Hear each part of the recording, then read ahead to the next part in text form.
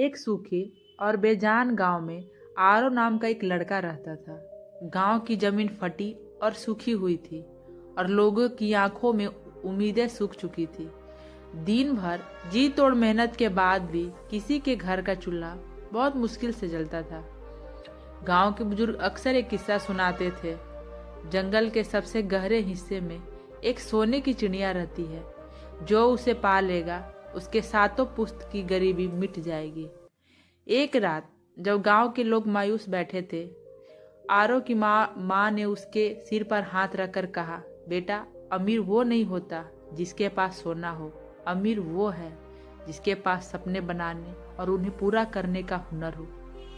आरो को माँ की बात समझ नहीं आई। उसके मन में बस एक ही धुन थी, वह चिड़िया। अगली सुबह सूरज उगने से पहले ही वह घने जंगल की ओर निकल पड़ा। जैसे जैसे वह अंदर गया, रास्ता मुश्किल होता गया। कांटों ने उसके पैर को छन्नी कर दिए। प्यास से उसका गला सूख गया, लेकिन वह रुका नहीं। अचानक एक पुराने बरगद के पेड़ पर उसे एक दिव्य चमक दिखाई दी। वहां साक्षात सोने की चिड़िया बैठी थी। उसकी चमक से पूरा जंगल रोशन था। आरव जैसे ही उसे पकड़ने के लिए हाथ आगे बढ़ाया, एक गूंजती हुई आवाज आई, ठहरो आरव, मुझे कैद करने से पहले बस एक सवाल का जवाब दो। तुम मुझे क्यों चाहते हो? आरव की आवाज लड़खड़ाई और धीरे से वह बोला, ताकि मेरे गांव की गरीबी मिट जाए, ताकि हमें किसी के आगे हाथ ना फैलाना पड़े। चिड़िया ने धीरे से पूछा, और मेरे मिलने के बाद तुम क्या करोगे? आरव थोड़ा रुका। उसने कभी सोचा ही नहीं था कि सोने के बाद क्या। चिड़िया ने मुस्कुराते हुए कहा, अगर मैं सोना हूं तो तुम्हारी मेहनत क्या है? अगर मैं चमत्कार हूं तो तुम्हारी बुद्धि क्या है?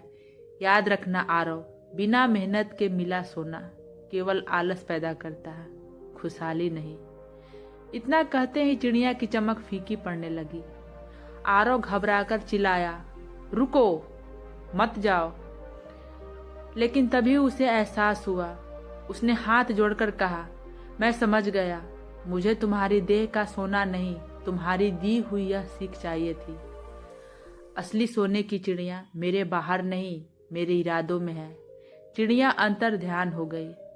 आरव खाली हाथ गांव लौटा, पर उसके चेहरे पर एक नई चमक थी। उसने हाथ में कुदाल उठाई, किताबों से नाता जोड़ा और नई खेती की तकनीक सीखी।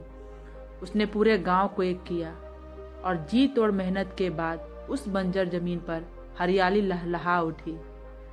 कुछ सालों बाद जब दूर दूर से लोग उस खुशहाल गांव को देखने आए तो उन्होंने कहा, देखो, इस गांव में सोने की चिड़िया लौट आई है। आरव दूर खड़ा मुस्कुरा रहा था, क्योंकि वह जानता था कि चिड़िया कहीं से आई नहीं, बल्कि उन सबके भीतर से जागी थी।